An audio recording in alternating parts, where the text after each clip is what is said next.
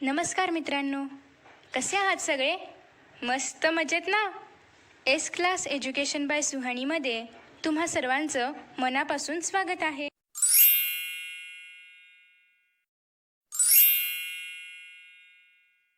आज आपण पाहतोय 10th standard English 2.6 world heritage. World heritage म्हणजे काय ते तुम्हाला माहिती आहे की काही जागतिक वारसास्थळे आहेत. आणि जागतिक वारसास्थळे म्हणजे काय किंवा ती कोणती कोणती आहेत याचा अभ्यास आपण इतिहासाच्या 3ऱ्या धड्यामध्ये ऑलरेडी केलेला आहे. उपयोजित इतिहासामध्ये आपण पाहिलं होतं की जागतिक वारसास्थळे कोणती कोणती आहेत, ती कुठल्या कुठल्या प्रदेशामधली आहेत आणि जागतिक वारसास्थळांचे किती प्रकार पडतात. सो वर्ल्ड हेरिटेज म्हणजे जागतिक वारसास्थळे किंवा वारशांचे विश्व असाही त्याचा अर्थ होतो.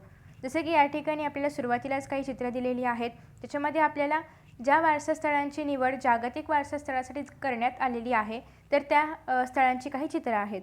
तर त्यांच्यावरतीच आधारित एक पाठ आपण आज पाहणार आहोत, ज्याच्यामध्ये आपण पाहणार आहोत की नेमकी स्थळांना किंवा कुठल्याही वारशांना जागतिक वारसास्थळ असा दर्जा कसा दिला जातो किंवा त्याची काय प्रोसिजर आहे ते आपण पाहणार आहोत. आता या ठिकाणी आपल्याला सांगितलेलं आहे की नेमकं वर्ल्ड हेरिटेज साईट आपण ज्याला म्हणतो ते काय असतं. So a world heritage site is a site determined by the United Nations Educational Scientific and Cultural Organization, ज्याला आपण युनेस्को म्हणतो, to have significant cultural or natural importance to humanity.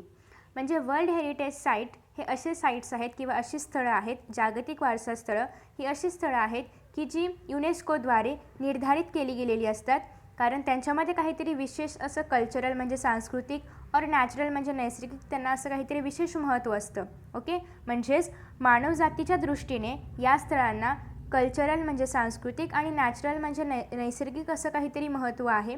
त्याच्यामुळेच त्यांना वर्ल्ड हेरिटेज साईट असं निर्धारित केलं जातं by the UNESCO. As such the sites are protected and maintained by the international world heritage programme which is administered by the UNESCO world heritage committee. मग अशी जी काही स्थळं असतात की ज्यांना युनेस्कोने वर्ल्ड हेरिटेज साईटचा दर्जा दिलेला आहे, तर अशी स्थळे जी असतात तर ती संरक्षित म्हणजे त्यांना प्रोटेक्ट केलेलं असतं, त्याचबरोबर त्यांना व्यवस्थित मेंटेन केलेलं असतं, ते व्यवस्थित मेंटेन्ड असतात. ओके, आणि युनेस्को वर्ल्ड हेरिटेज कमिटी म्हणजे युनेस्कोची जी एक वर्ल्ड हेरिटेज कमिटी जी आहे, तर या ही जी समिती आहे तर ती त्या वारसास्थळांची देखरेख करत असते. ओके, म्हणजेच वर्ल्ड हेरिटेज साईटची देखरेख युनेस्कोची वर्ल्ड हेरिटेज कमिटी करीत असते. ओके, मग त्यांना वेल मेंटेन ठेवणं किंवा प्रोटेक्ट करणं हे सगळं कोण करत असतं? World heritage committee. Because world heritage sites are places that are significant culturally and naturally. They vary in type and include forest, lakes, monuments, buildings and sites. का त्यांना संरक्षण देतं वर्ल्ड हेरिटेज कमिटी? कारण वर्ल्ड हेरिटेज साईट्स हे असे sites असतात किंवा अशा जागा असतात की जे सांस्कृतिक आणि नैसर्गिक दृष्टिकोनातून अशी खूप वेगळी ठिकाणं असतात. म्हणजे जसं की त्याच्यामध्ये विविधता आढळून येते. त्याच्यामध्ये काही फॉरेस्ट असतात, अरण्य असतात, काही लेक्स असतात, त्याला आपण सरोवरे म्हणतो, मॅन्युमेंट्स स्मारके असतात, बिल्डिंग्स इमारती असतात, सिटीज आणि सिटीज म्हणजे काय शहर. ओके, तर अशा काही प्रदेशांचे किंवा अशा काही गोष्टींचा समावेश वर्ल्ड हेरिटेज साईट्समध्ये होतो. ओके, सो या सगळ्या म्हणजे या एक बेसिक थिंग्स आहेत की फॉरेस्ट. मग फॉरेस्टमध्ये अनेक फॉरेस्ट असतात, मग त्यामध्ये काही असे फॉरेस्ट निवडले जातात की जे वेल मेंटेन्ड आहेत, जे व्यवस्थित प्रोटेक्ट केलेले आहेत आणि त्याच्यामध्ये काहीतरी वेगळं पण आहे. म्हणजे असे साईट्स निवडले जातात की ज्याच्यामध्ये काहीतरी वेगळं पण आहे आणि ते मग कल्चरली असो किंवा नॅचरली असो, मग असे साईट्स निवडले जातात ज्याला युनेस्को वर्ल्ड हेरिटेज साईटचा दर्जा देते. ओके, मग हे जे काही आहे ते बेसिक क्रायटेरिया आहे. ओके, की फॉरेस्ट असू शकतात, लेक्स असतात, मॅन्युमेंट्स असतात, बिल्डिंग्स असतात, सिटीज असतात. ओके, जसं की या ठिकाणी आपण पाहतो फॉरेस्ट टाईप आहे किंवा नैसर्गिक वारसास्थळ आहे, हे कास पठार आहे साताऱ्यातील. ओके, नेक्स्ट आहे world heritage sites can also be a combination of both cultural and natural areas. मग असं नाही की एखादं वर्ल्ड हेरिटेज फक्त सांस्कृतिक असेल किंवा एखादं फक्त नैसर्गिक असेल, तर वर्ल्ड हेरिटेज साईट्स नैसर्गिकही असू शकतात, सांस्कृतिकही असू शकतात. म्हणजे दोघांचं कॉम्बिनेशन पण वर्ल्ड हेरिटेज साईटमध्ये पाहायला मिळतं. For example, Mount Huangshan in China is a site with significance to human culture because it played a role in historical Chinese art and literature. म्हणजेच या ठिकाणी एक उदाहरण दिलेलं आहे की चायनामधील किंवा चीनमधील जे माउंट हंगशन हे जे ठिकाण आहे तर ते कल्चरली पण म्हणजे सांस्कृतिकदृष्ट्या पण महत्त्वाचं आहे आणि त्याचबरोबर ऐतिहासिक काळामध्ये चिनी कला आणि साहित्यामध्ये एक त्याचा महत्त्वाचा रोल होता, एक महत्त्वाची भूमिका होती. The mountain is also significant because of its physical landscape characteristics. आणि हे जे माउंटन आहे चीनमधील माउंट हंगशन हे जे माउंटन आहे तर ह्याचं भौगोलिक दृष्टिकोनातून पण ह्याचं सौंदर्य खूप उल्लेखनीय आहे. त्याच्यामुळेच हा पर्वत कसा आहे, वैशिष्ट्यपूर्ण आहे.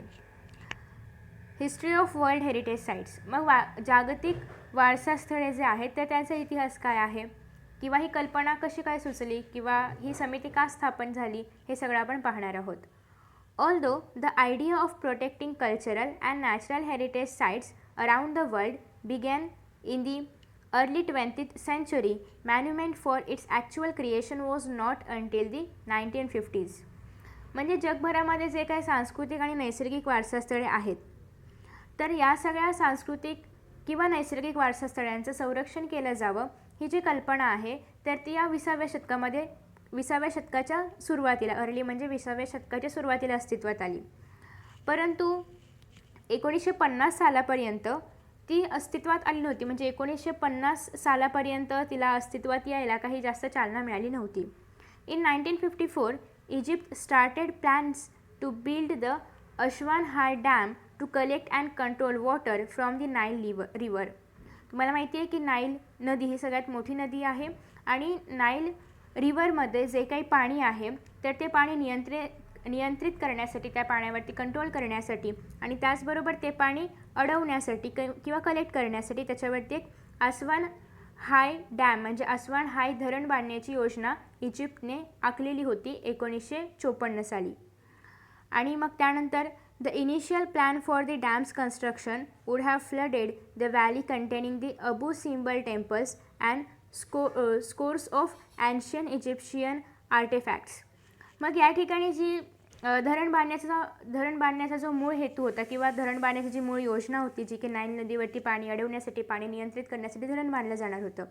मग धरण बांधण्याच्या योजनेमुळे जे अबू सिम्बल टेम्पल आहे आणि यांसारखे खूप सारे असंख्य अशा प्राचीन इजिप्शियन म्हणजे इजिप्तमधील काही प्राचीन कलाकृती आहेत की ज्या या ठिकाणी पाण्याखाली जाणार होत्या. आर्टफॅक्ट्स म्हणजे ज्या काही त्यांच्या आधीच्या काळामध्ये बनवल्या गेलेल्या ज्या कलाकृती होत्या तर मग अशा अनेक काही गोष्टी होत्या की ज्या यामुळे जर आपण डॅम बांधलं तर त्या ठिकाणी जी दरी आहे तर ती सगळी पाण्याखाली जाणार होती. To protect the temples and artifacts. मग हे जे सगळे मंदिरं आहेत किंवा या ज्या सगळ्या कलाकृती आहेत ज्या की प्राचीन इजिप्तपासून चालत आलेल्या आहेत तर या सगळ्या कलाकृती प्रोटेक्ट करण्यासाठी UNESCO launched an international campaign in 1959 that called for the dismantling and movement of the temples to higher ground. मग हे सगळं वाचवण्यासाठी किंवा टेम्पल्स वगैरे जे पाण्याखाली जाणार होते तर ते प्रोटेक्ट करण्यासाठी युनेस्कोने 1959 एक इंटरनॅशनल कॅम्पेन म्हणजे आंतरराष्ट्रीय मोहीम राबवली होती की ज्याद्वारे काय केलं जाईल की आता धरण बांधणं तर गरजेचं आहे मग आणि या कलाकृती वाचवणं पण गरजेचं आहे. मग त्यांनी एक योजना तयार केली की ही मंदिरे पण वाचायला पाहिजे, धरण पण बांधायला पाहिजे. मग जी मंदिरे किंवा ज्या प्राचीन इजिप्शियन कलाकृती किंवा जी मंदिरं आहेत तर ती सगळी वाचली पाहिजेत. यासाठी मग ती मंदिरे जी आहेत तर ती मंदिरे उतरवून एका उंच ठिकाणी आपण ती स्थलांतरित करूया अशी एक योजना त्यांनी मांडलेली होती. म्हणजे ती जी मंदिरं आहेत ती पण डॅमेज नाही होणार किंवा ते पण प्रोटेक्ट केले जातील आणि धरण पण बांधलं जाईल. The project cost an estimated $80 million, $40 million of which came from 50 different countries.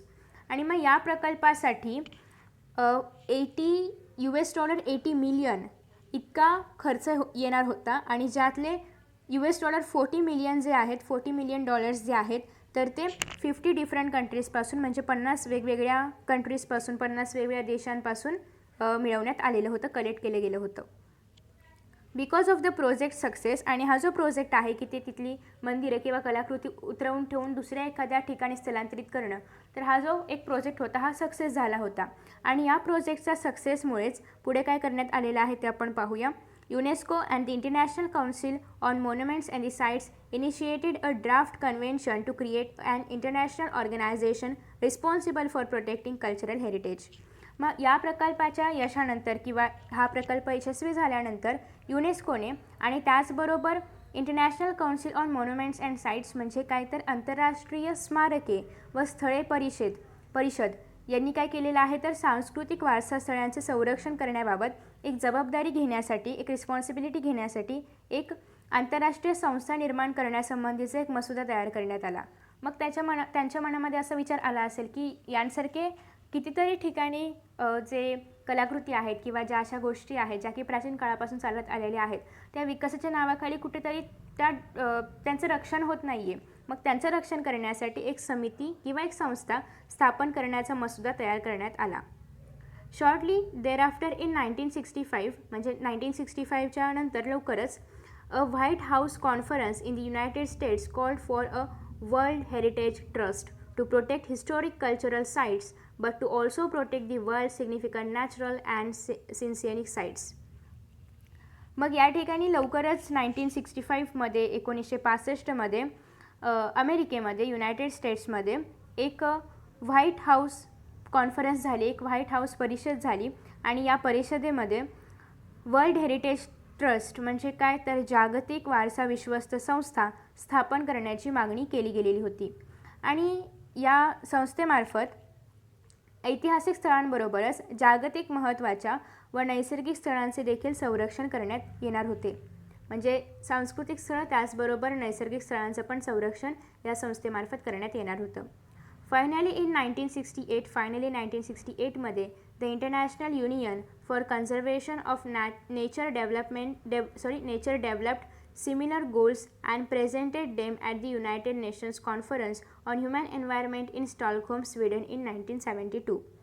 मग फायनली 1968 मध्ये the national union for conservation of nature developed similar goals and presented them at the United Nations Conference on Human Environment in Stockholm, Sweden in 1972.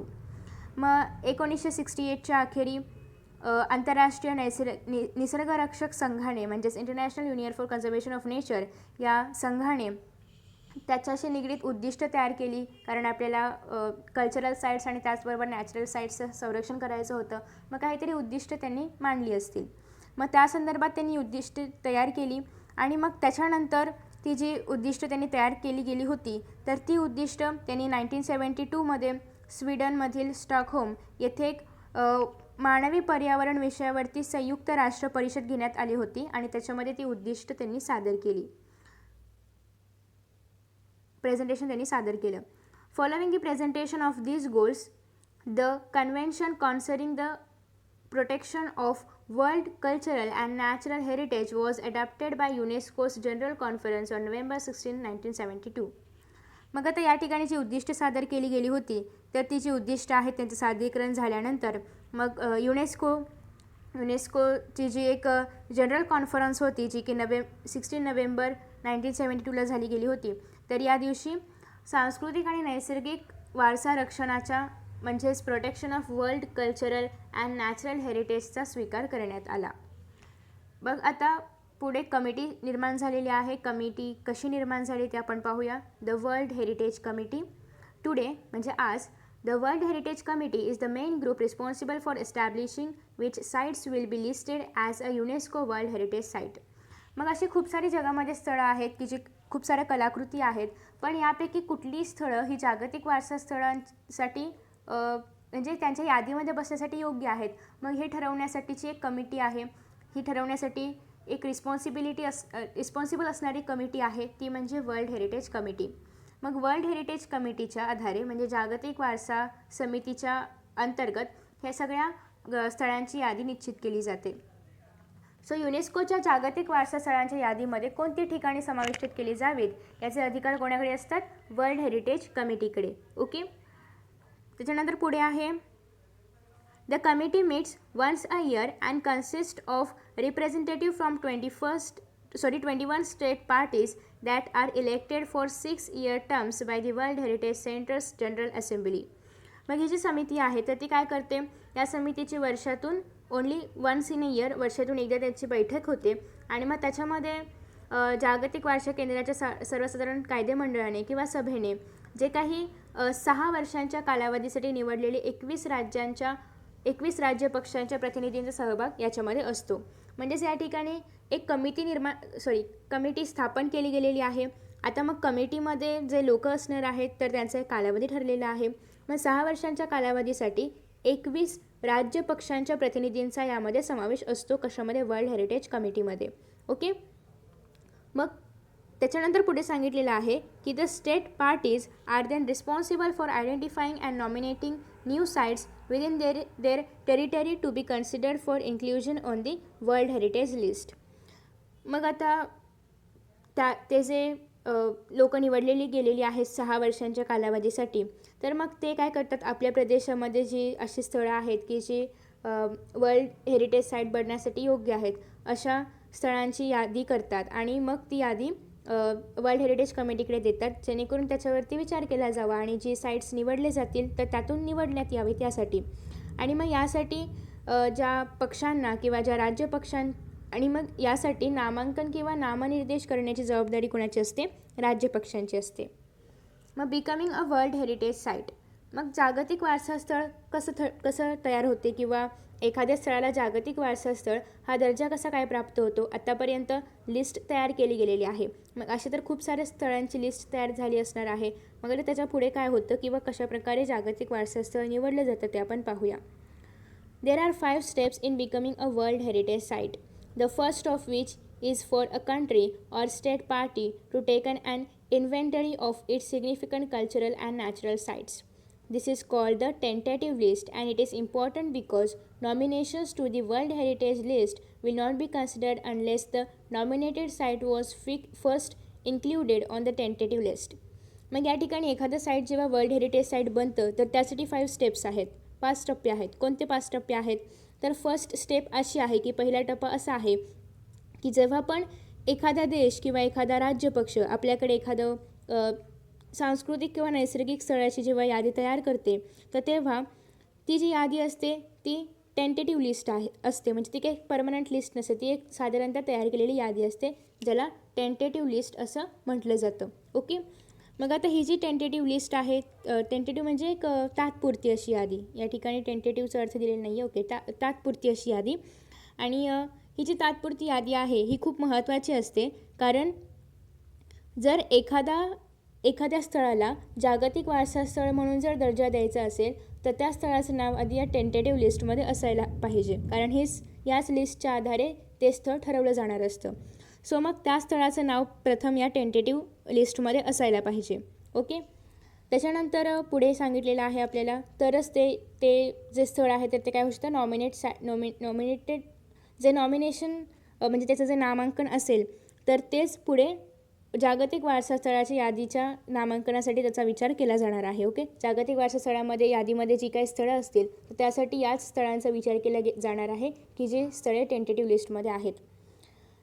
Next, countries are then able to select sites from their tentative list to be included on a nomination file. आणि मग त्याच्यानंतर जी स्थळं किंवा ज्या स्थळांची नावं या tentative लिस्टमध्ये आहेत तर त्याच्यामधली काही स्थळं जी आहेत तर ती मग पुढे निवडली जातात नॉमिनेशन फाईलमध्ये. ओके. आणि त्या स्थळांचा समावेश पुढे नॉमिनेशन फाईलमध्ये होतो. द थर्ड स्टेप ही झाली सेकंड स्टेप. थर्ड स्टेप काय आहे?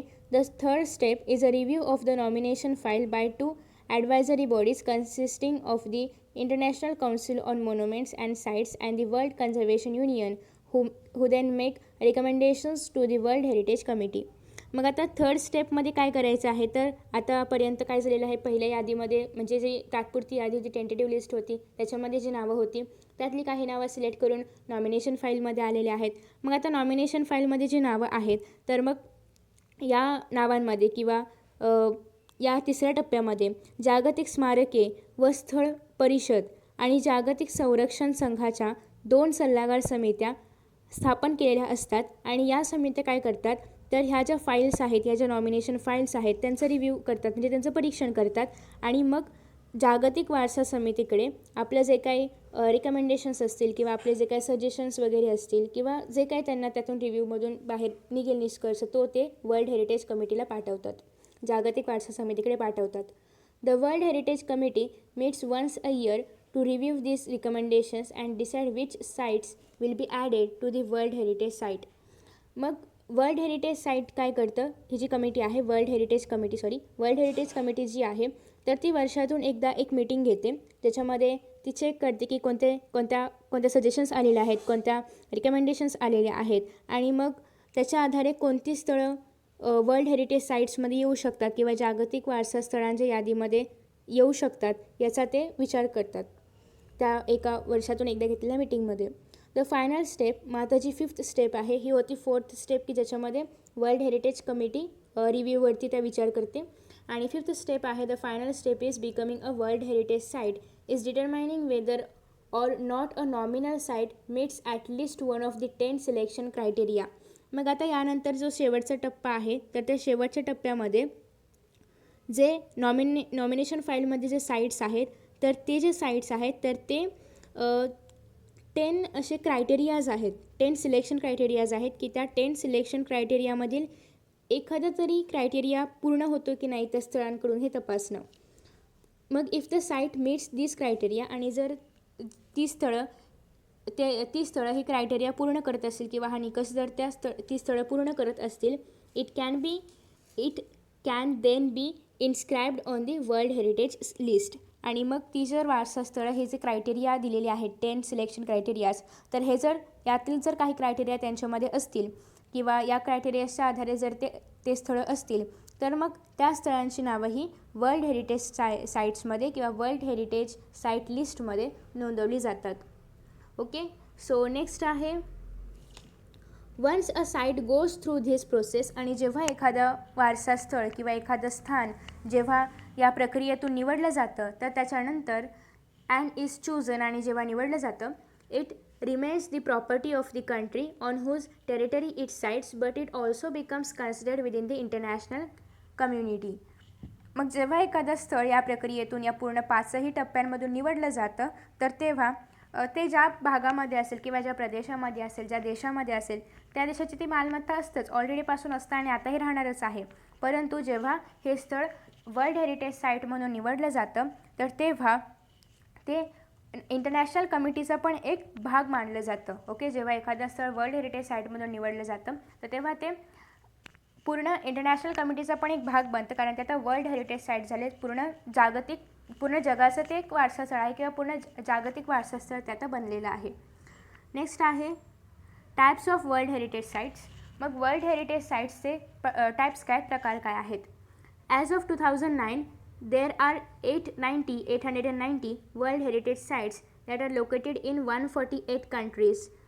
689 of these sites are cultural and include places like the Sydney Opera House in Australia and the Historic Center of Vienna in Austria. मग 2009 पर्यंत जे world heritage sites आहेत तर ते किती होते, 890 होते. आणि किती देशांमध्ये, 148 कंट्रीजमध्ये 890 वर्ल्ड हेरिटेज साईट्स होते. ओके, आणि मग 689 of these sites are cultural, आणि त्यातील 689 म्हणजे 689 साईट्स जे आहेत तर ते कल्चरल आहेत, म्हणजे सांस्कृतिक आहेत. ओके, त्याच्यानंतर अँड इन्क्लूड, मग त्याच्यामध्ये कोणते कोणते प्लेसेस इन्क्लूड केले जातात तर त्याच्यामध्ये आहे सिडनी ओपेरा हाऊस इन ऑस्ट्रेलियामधील सिडनी ओपेरा हाऊस आहे. त्याचबरोबर ऑस्ट्रिया यामध्ये जे व्हिएन्नामध्ये असणारं जे हिस्टॉरिक सेंटर आहे तर ते आहे. आणि 176 are natural and feature such locations as the USA's Yellowstone and Grand Canyon National Park.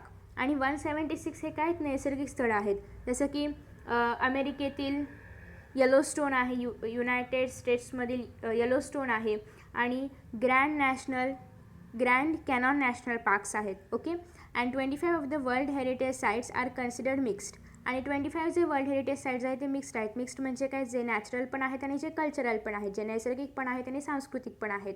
मग त्याच्यामध्ये कोणते कोणते स्थळं येतात, तर त्याच्यामध्ये पेरूज माचू पिचू म्हणजे पेरू या देशाचं माचू पिचू जे आहे तर ते त्यातील एक आहे.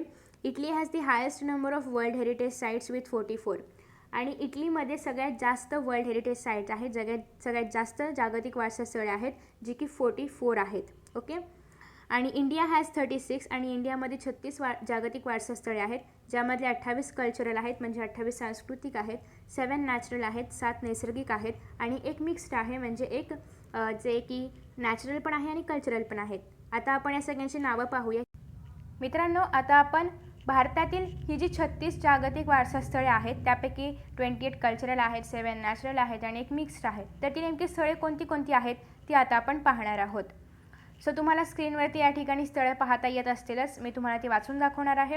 या ठिकाणी तुम्हाला बाजूला त्याचं साल दिसते की कोणत्या साली किंवा कोणत्या इयरला त्यांना मान्यता मिळाली होती. जसं की 1983ला आग्र्याचा किल्ला आहे, 1983ला अजिंठा लेणी आहे, 1983ला वेरूळ लेणी आहे, 1983ला ताजमहाल आहे, 1984ला महाबलीपुरम येथील मंदिरे आहेत, 1984ला कोणार्क सूर्य मंदिर आहे, 1986 गोव्यातील चर्चेस आणि कॉन्व्हेंट्स, 1986 फतेपूर सिक्री, 1986 हम्पी येथील वास्तुसंकुल, 1986 खजुराहो येथील मंदिर, 1987 घारापुरी लेणी ज्याला एलिफंटा केव्ज असं पण म्हटलं जातं. त्यानंतर पुढे आपण पाहतोय 1987 चोळ मंदिरे, तंजावरचे बृहदीश्वर मंदिर. त्याच्यानंतर पुढे आहे 2004 गंगईकोंड चोळीश्वरमचे बृहदीश्वर मंदिर आणि दारासुरमचे ऐरावतेश्वर मंदिर. त्याच्यानंतर हे मराठीमधून मी तुम्हाला सांगते, तुम्हाला स्क्रीनवरती इंग्लिशमधून पाहता येत असेलच. त्याच्यानंतर आहे 1987चे पट्टदकल येथील मंदिर, 1989चे सांचीचा स्तूप जो की तुम्हाला आपल्या करन्सीवरती पण पाहायला मिळतो, त्याचा एक इमेज तुम्हाला पाहायला मिळेल. आणि हे जे सगळे वारसास्थळ आहेत त्याचे इमेज तुम्हाला गुगलवरती जाऊन पाहता येतीलच. मी या ठिकाणी कॉपीराईट इश्यूजमुळे ते सगळे इमेजेस नाही दाखवू शकत. 1993 आहे हुमायूनची कबर, 1993 आहे कुतुब मिनार आणि परिसरातील वास्तू. 1999मध्ये 3 वारसास्थळे होती. पहिला आहे Darjeeling Himalayan railway, Nilgiri mountain railway आणि तिसरा आहे द कालका शिमला रेल्वे.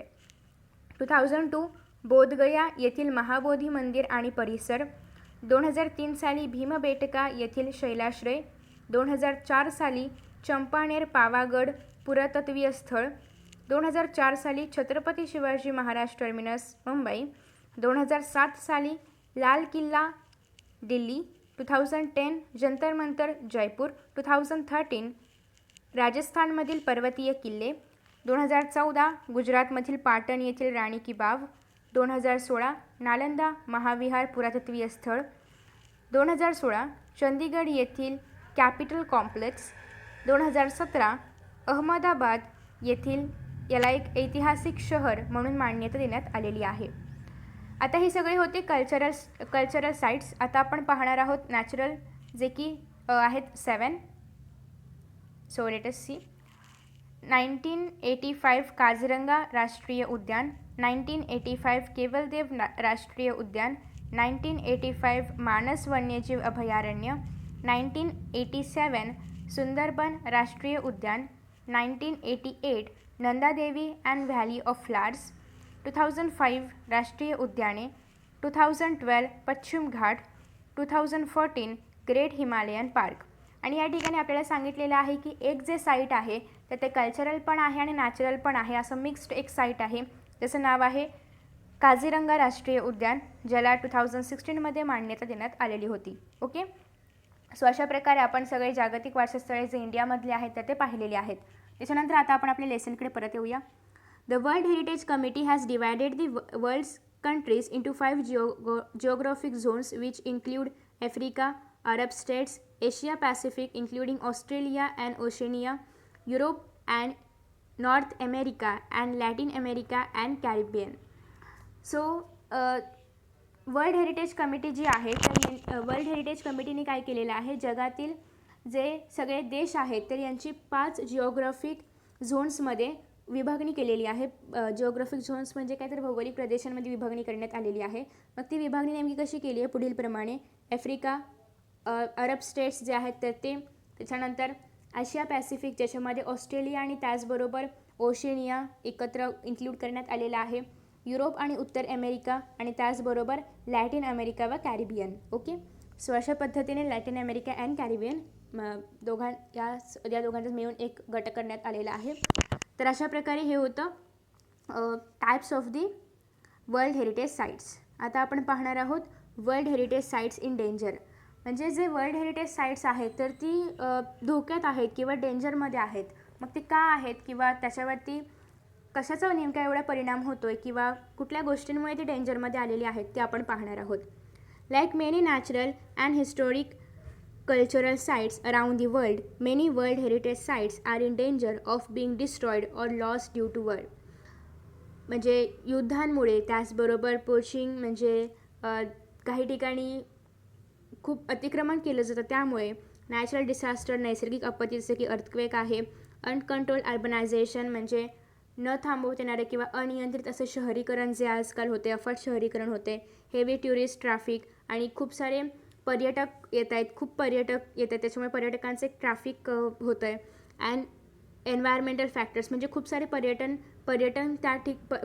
पर्यटनासाठी येत आहेत आणि मग त्याच्यामुळे असं नाही की प्रत्येक ठिकाणी जे पर्यटक येतात तर ते त्या ठिकाणाची काळजी घेतीलच किंवा त्या ठिकाणाला, त्या जागतिक वारसास्थळाला चांगलं जपतीलच. तर काही जण त्या ठिकाणी नको ते अनावश्यक गोष्टी करत असतात किंवा कचरा वगैरे करत असतात. तर या सगळ्या कारणामुळे याचा परिणाम वर्ल्ड हेरिटेज साईट्सवरती होतो आहे. त्याच्यामुळे खूप सारे पर्यटक येतात. And environmental factors like air pollution आणि त्याचबरोबर काही एन्व्हायरमेंटल फॅक्टर्स आहेत. एअर पोल्युशन आहे, ॲसिड रेन आहे. ॲसिड रेन म्हणजे जेव्हा पाऊस पडतो तर पाऊस पडत असताना हवामानामधले जे हार्मफुल जे गॅसेस आहेत तर ते त्या पावसाच्या पाण्यामध्ये मिक्स होतात आणि मग जो पाऊस पडतो तो ॲसिड रेन असतो, आम्लवर्षा. तर अशा सगळ्या कारणांमुळे जे वर्ल्ड हेरिटेज साईट्स आहेत तर ते कशामध्ये येतात, डेंजरमध्ये येतात, धोक्यामध्ये येत आहेत. मग world heritage sites that are in danger are inscribed on a separate list of world heritage sites in danger. मग असे जे काही साईट्स आहेत वर्ल्ड हेरिटेज साईट्स की जे धोक्यामध्ये आहेत तर त्यांची एक वेगळी सेपरेट लिस्ट गेलेली आहे. त्याला नाव दिलेलं आहे world heritage sites in danger, which allows the World Heritage Committee to allocate resources from the World Heritage Fund to that site. मग ही जी वेगळी सेपरेट लिस्ट करण्यात आलेली आहे की जे वर्ल्ड हेरिटेज साईट्स जे डेंजरमध्ये आहे, जे धोक्यामध्ये आहेत, तर मग ही वेगळी लिस्ट का करण्यात आलेली आहे की जेणेकरून या जागतिक वारसास्थळांना वाचवण्यासाठी किंवा त्यांना व्यवस्थित करण्यासाठी किंवा धोक्यामधून त्यांना बाहेर काढण्यासाठी किंवा त्याचं काही करण्यासाठी, तर मग ते जे बाहेर लिस्टमध्ये असलेले जे वेगळे सेपरेट डेंजरमध्ये असलेली जी जागतिक वारसास्थळे आहेत तर या जागतिक वारसास्थळांना जागतिक वारसा समितीच्या निधीतून किंवा जागतिक वारसा समिती जागतिक वारसाच्या निधीतून काही विशेष संसाधने या स्थळांना पुरवत असते. मग वर्ल्ड हेरिटेज कमिटी काय करते तर या स्थळांना काही एक फंड आहे त्या ठिकाणी, वर्ल्ड हेरिटेज फंड. तर या फंडमधून काही पैसे किंवा काही निधी या डेंजरमध्ये असणाऱ्या वर्ल्ड हेरिटेज साईटसाठी दिले जातात. इन ॲडिशन आणि अजून त्याशिवाय different plans are put into place to protect and or restore the site. मग ह्याच्या सगळ्या जागतिक वारसास्थळं आहेत त्यांना प्रोटेक्ट करण्यासाठी किंवा या साईट्सला प्रोटेक्ट करण्यासाठी किंवा त्यांना रिस्टोर करण्यासाठी म्हणजे त्यांची जे त्यांच्यावरती त्यांचा जीर्णोद्धार करण्यासाठी हे जे फंड आहे तर ते दिलं जातं किंवा यासाठी वेगळ्या योजना राबवल्या जातात. If, however, a site loses the characteristics which allowed for it to be originally included on the World Heritage Site, the World Heritage Committee can choose to delete the site from the list. मग असं जर काही एखादं world heritage site असेल किंवा असं एखादं जर जागतिक वारसास्थळ असेल की ते ज्या कारणामुळे जागतिक वारसास्थळ बनलेलं आहे, कारण ते नॅचरली किंवा कल्चरली कुठल्या तरी एका कारणामुळे जागतिक वारसास्थळ बनलेलं असेल, मग ते ज्या कारणामुळे जागतिक वारसास्थळ बनलेलं आहे ते कारणच जर नष्ट झाले किंवा ती वैशिष्ट्येच जर त्या स्थळाची नष्ट झाली तर मग जागतिक वारसा समिती ते जे नाव आहे त्या जागतिक स्थळाचं तर ते त्या यादीमधून डिलीट करू शकते. ओके, कारण मग ज्यासाठी ते जागतिक वारसास्थळ बनलेलं आहे तेच जर वैशिष्ट्य नाही राहिलं तर मग वर्ल्ड हेरिटेज कमिटी त्या स्थळाचं नाव जागतिक वारसास्थळाच्या यादीतून डिलीट करू शकते. To learn more about World Heritage Sites, visit the World Heritage Site Center's website at whc.unesco.org. मग जर वर्ल्ड हेरिटेज साईट्सबद्दल जर अजून जाणून घ्यायचं असेल तर वर्ल्ड हेरिटेज साईट किंवा वर्ल्ड हेरिटेज सेंटरची एक वेबसाईट आहे जी की या ठिकाणी दिलेली आहे. याच्यावर जाऊन तुम्ही अजून माहिती जाणून घेऊ शकता. सो अशा प्रकारे हा होता आपला चॅप्टर. तर याच्या आधीचे जे वॉर्मिंग अपचे क्वेश्चन्स आहेत तर याच्यामध्ये तुम्हाला एक लिफलेट तयार करायचं आहे की मग तुम्ही एखाद्या ठिकाणाला भेट दिलेली आहे आणि मग त्याचं ठिकाण आहे तर त्याच्या जवळचं रेल्वे स्टेशन कोणतं आहे, जवळचं एअरपोर्ट कोणतं आहे, जवळचं बस स्टँड कोणतं आहे आणि त्या ठिकाणामध्ये 5 असे कोणते टॉप 5 स्पॉट्स आहेत ज्याला व्हिजिट आपण देऊ शकतो. सपोज तुम्ही महाबळेश्वर घेतलं असेल तर त्याच्या नियरचे एरियाज कोणते आहेत वगैरे वगैरे, एअरपोर्ट कोणता आहे, बस स्टँड कोणतं आहे, रेल्वे स्टेशन कोणतं आहे, त्याचबरोबर त्याच्यामध्ये असे कोणते स्पॉट्स आहेत, इको स्पॉट वगैरे वगैरे हे सगळं तुम्ही लिहू शकता. त्याच्यानंतर स्पेशल फीचर्स ऑफ धी स्पॉट्स आणि मग स्पेशल फीचर्स कोणते आहेत त्या स्पॉट्सचे, हॅव फन एंटरटेनमेंट, त्याचबरोबर माउंट वॉटरिंग, स्पेशल डिशेस कुठले आहेत त्या ठिकाणी तर ते लिहू शकता किंवा आजूबाजूला पाहण्यासारख्या काही गोष्टी आहेत का तर ते लिहू शकता आणि अशा प्रकारे एक लिफलेट तयार करू शकता. आणि या ठिकाणी एक जाहिरात टाईप तयार झालेला आहे, जसं की नाव दिलेलं आहे happy journey, contact, enjoy travels आणि मग फोन नंबर आणि ईमेल ID. ओके. सो अशा प्रकारे वॉर्मिंग अप पण आपण पाहिलेलं आहे. नेक्स्ट व्हिडिओमध्ये आपण वर्कशॉप आणि हे जे फॅक्च्युअल क्वेश्चन्स आहेत तर ते पाहणार आहोत. सो आय होप की तुम्हाला हा व्हिडिओ आवडला असेल. मित्रांनो, तुम्हाला जर हा व्हिडिओ आवडला असेल ना तर नक्कीच व्हिडिओला लाईक करा, शेअर करा. त्याचबरोबर यांसारखे नवनवीन व्हिडिओज पाहण्यासाठी चॅनलला सबस्क्राईब करा आणि नोटिफिकेशन बेल आयकॉनवर क्लिक करा. म्हणजेच मी जेव्हा जेव्हा यांसारखे नवनवीन व्हिडिओज अपलोड करेन तेव्हा तेव्हा तुम्हाला त्याचं नोटिफिकेशन मिळत राहील. मित्रांनो, असेच छान छान आणि मस्त मस्त व्हिडिओ या चॅनलवरती अवेलेबल आहेत. त्याचबरोबर 10th स्टँडर्डच्या सर्व विषयांचे व्हिडिओज देखील अवेलेबल आहेत आणि हे सगळे व्हिडिओज पाहण्यासाठी डिस्क्रिप्शन बॉक्समध्ये ज्या लिंक्स दिलेल्या आहेत त्यावर तुम्ही क्लिक करून हे सगळे व्हिडिओज पाहू शकता. चला तर मित्रांनो, आता या ठिकाणी आपण इथेच विश्रांती घेऊया. पुन्हा भेटूया नवीन पाठासोबत, नवीन व्हिडिओसोबत, नवीन टॉपिकसोबत. तोपर्यंत पाहत रहा S Class Education by Suhani, तेही सुहानी सूर्यवंशी या चॅनलवरती. So friends, thank you so much for watching this video. See you in next video.